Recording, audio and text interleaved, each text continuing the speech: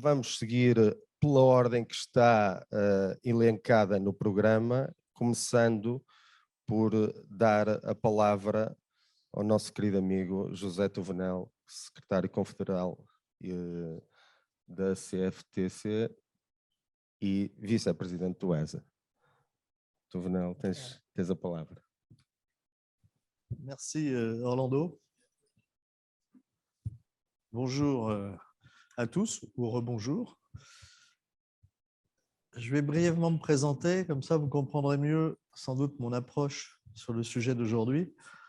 J'ai commencé à travailler à l'âge de 16 ans comme manœuvre chez un horticulteur. J'ai fait ça pendant 1 an et demi et je travaillais avec des Français, des Portugais et un collègue serbe qui m'a fait découvrir tout le charme du communisme, puisque lui avait dû fuir la Serbie après que son père se soit fait assassiner par les communistes. Et ensuite, j'ai été homme de ménage. Donc, j'ai travaillé dans les entreprises en faisant le ménage le matin et le soir, avec évidemment des collègues qui étaient beaucoup d'origine immigrée. Et puis ensuite, j'ai évolué, je me suis retrouvé sur les marchés financiers dans la finance où j'ai fait une petite carrière, puisque j'ai en gros terminé. En France, il y a 12 juges en matière de délit sur les marchés financiers à la bourse et pendant 10 ans, j'ai été un des 12 juges. Mais quand j'étais sur les marchés financiers, quand j'ai commencé au bas de l'échelle, en faisant du syndicalisme avec la Confédération française des travailleurs chrétiens, je me suis rendu compte que dans mon entreprise, il y avait des femmes de ménage qui étaient d'origine algérienne et qui, au moment du ramadan, je me suis aperçu que le soir, elles s'enfermaient dans un grand placard, le placard où on rangeait les balais, les aspirateurs. Elles étaient 2, elles se mettaient dans le placard pour pouvoir boire et manger. Alors j'ai vu la direction de mon entreprise et je leur ai dit, mais on a une petite salle à manger, est-ce qu'on ne pourrait pas mettre à leur disposition cette salle à manger? Et la direction a dit, ben oui, bien sûr. C'est une partie de la réponse à la question. Que pouvons-nous faire? Que faisons-nous sur ces problèmes? La première des choses, c'est avoir une attention à l'autre. Regardez ce qui se passe. Regardez la réalité. Et je dois vous dire que l'entreprise dont je vous parle, c'est traditionnellement à Paris, c'était une des 2 maisons financières qui travaillaient en bourse, 2 maisons juives où les fondateurs étaient juifs et la majorité de mes collègues étaient juifs. Le fait de dire, période de Ramadan, laissons l'accès aux femmes de ménage musulmanes pour qu'à la rupture du jeûne, elles puissent boire et manger en étant dans des conditions décentes, ça n'a posé aucun problème. Zéro.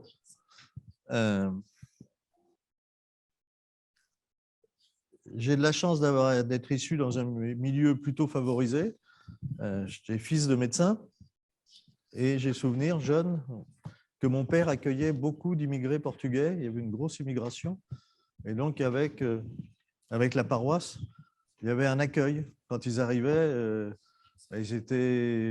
beaucoup ne parlaient pas la langue ou mal. Nos us et coutumes, nos usages, ils ne les connaissaient pas trop. Et puis, ils étaient un peu esselés. Et c'était aussi une façon que la communauté ne se renferme pas sur elle-même.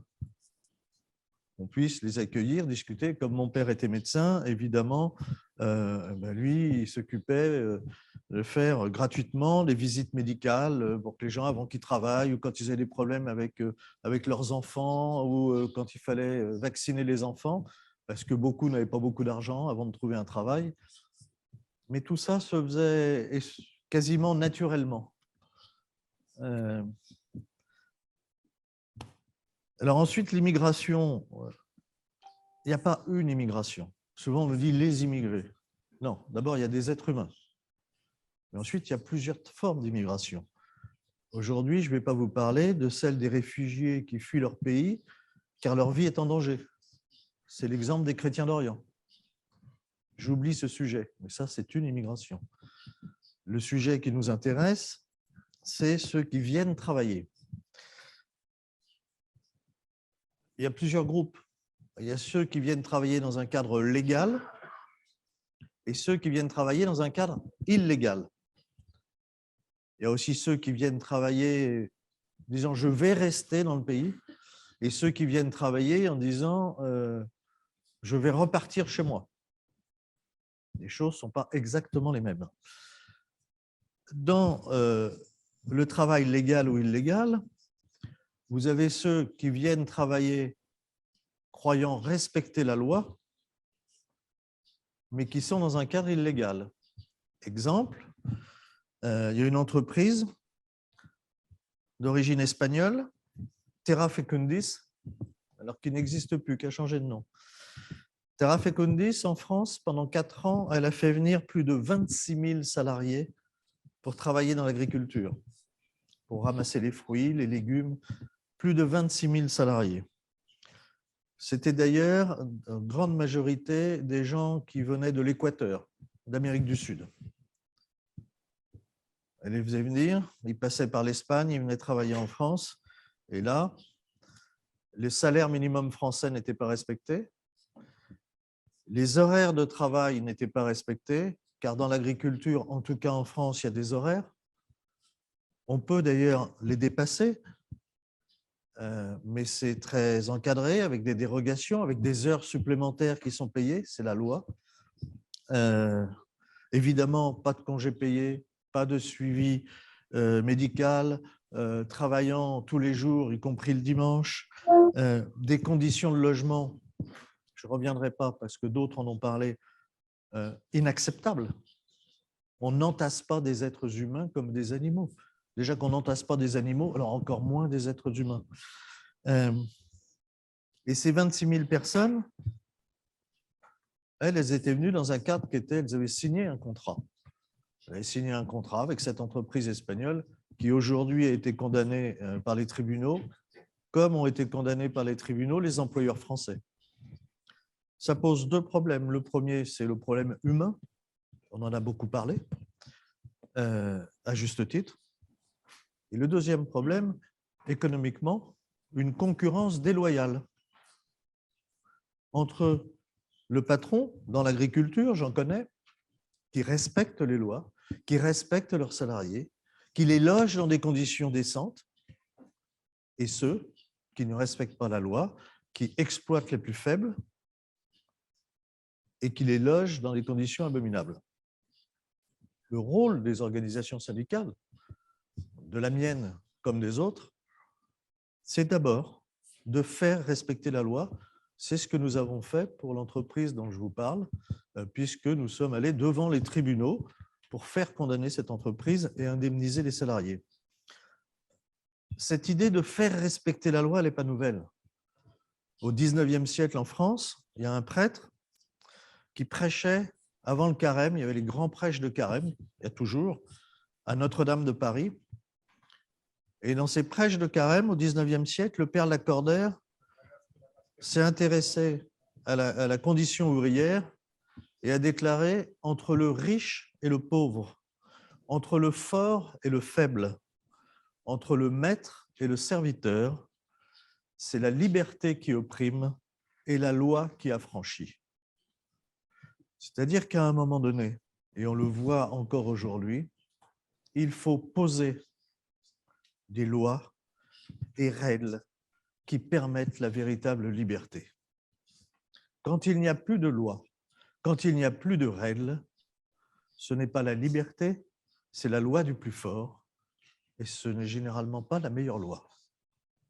Et donc notre rôle d'organisation syndicale, avec d'ailleurs les services de l'inspection du travail, c'est de faire respecter la loi et c'est de la faire connaître.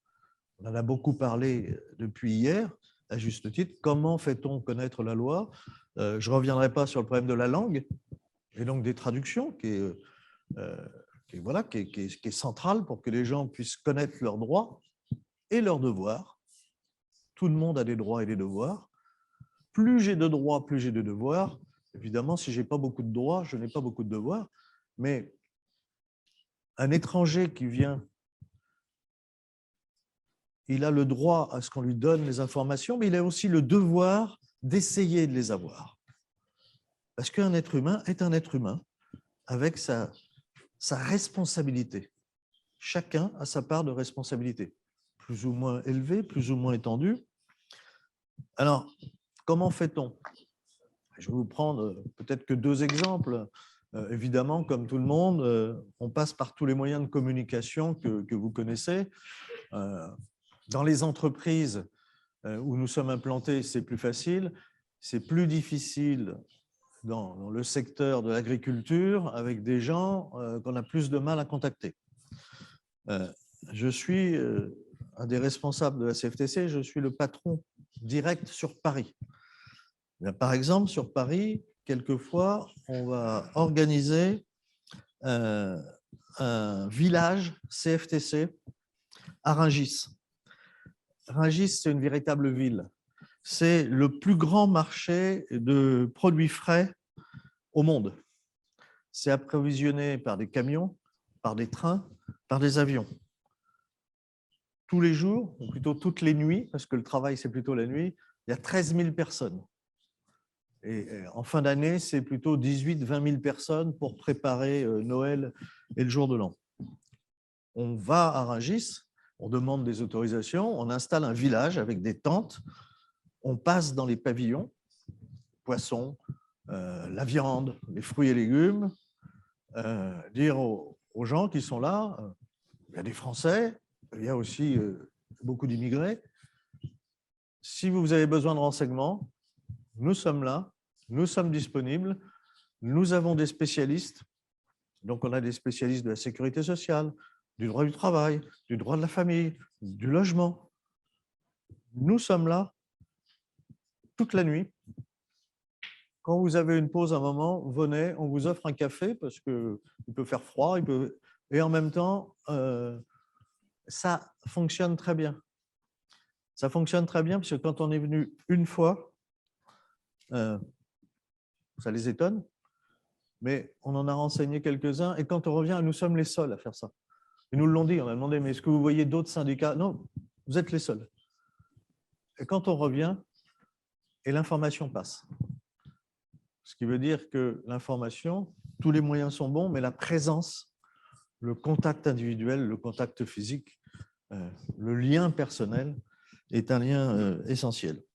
Il y a aussi, mais d'autres le font, dans nos permanences, des accueils juridiques gratuits pour tout le monde, sachant qu'on est obligé de gérer par rendez-vous parce qu'il y a énormément de gens qui viennent, français ou étrangers, pour avoir des renseignements juridiques sur le droit du travail.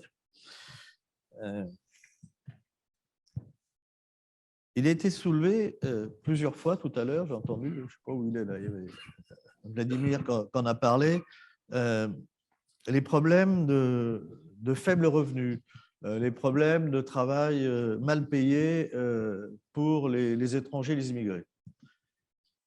À la fois c'est vrai, et à la fois, en tout cas pour la France, c'est faux. C'est vrai quand on ne respecte pas la loi, et les étrangers sont plus en position de faiblesse parce qu'ils ont plus de mal à connaître la loi et leurs droits. Et à la fois, c'est faux parce que, en fait, beaucoup de salaires sont trop bas pour tout le monde. Quand j'étais homme de ménage, je crois que tous les salaires pour les gens qui font ce travail-là sont trop faibles. Parce que c'est difficile de se lever à 4 heures du matin pour aller nettoyer la nuit. C'est aussi de la fatigue parce que dans la journée, on ne dort pas comme quand on dort la nuit parce qu'il y a du bruit. Mais ça touche tout le monde. Ça veut dire que nous devons veiller aussi à mettre en place quelque chose qui s'appelle le juste salaire pour tous. C'est-à-dire que chaque travailleur doit pouvoir vivre dignement de son travail. Et au XIIIe siècle, donc au Moyen-Âge, c'est un moine italien, saint Thomas d'Aquin, qui a théorisé sur le juste salaire. Chacun, de par son labeur, doit pouvoir vivre dignement, lui, sa famille et épargner. Eh bien, posons le principe que quel que soit le métier, quelle que soit la tâche, quand je travaille, je dois pouvoir vivre dignement de mon travail.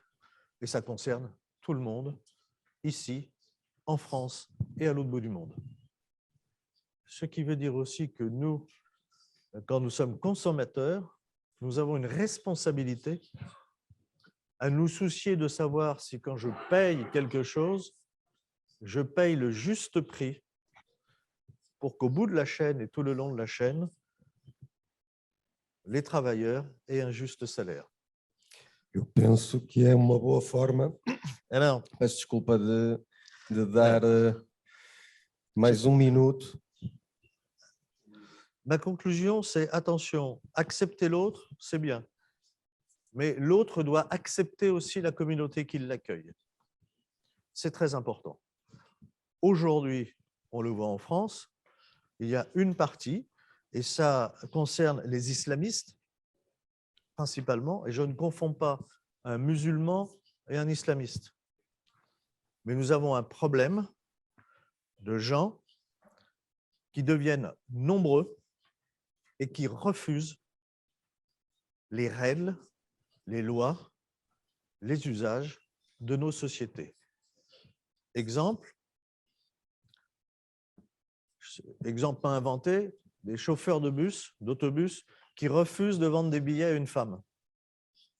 C'est inacceptable. Point. Dans le secteur médical, des hommes qui refusent des médecins femmes. C'est inacceptable. Et donc, l'accueil de l'autre ne se discute pas, de tout être humain. Mais tout être humain aussi doit faire l'effort d'être justement accueilli. Ce n'est pas renoncer non plus à ce qu'il est. Ce n'est pas renoncer, on n'abandonne jamais totalement sa culture. Mais nous sommes, nous, dans une culture globalement, qui est une culture chrétienne, avec des règles qui affirment que tout être humain est un être sacré et infiniment respectable, et que, dans ce sens, nous sommes tous à égalité. Eh bien, par exemple, nous devons systématiquement refuser ceux qui nous disent qu'une femme est inférieure à un homme. C'est aussi simple que ça. Et c'est aussi reconnaître l'égalité de tous. Muito obrigado, José Tovenel, pela intervenção.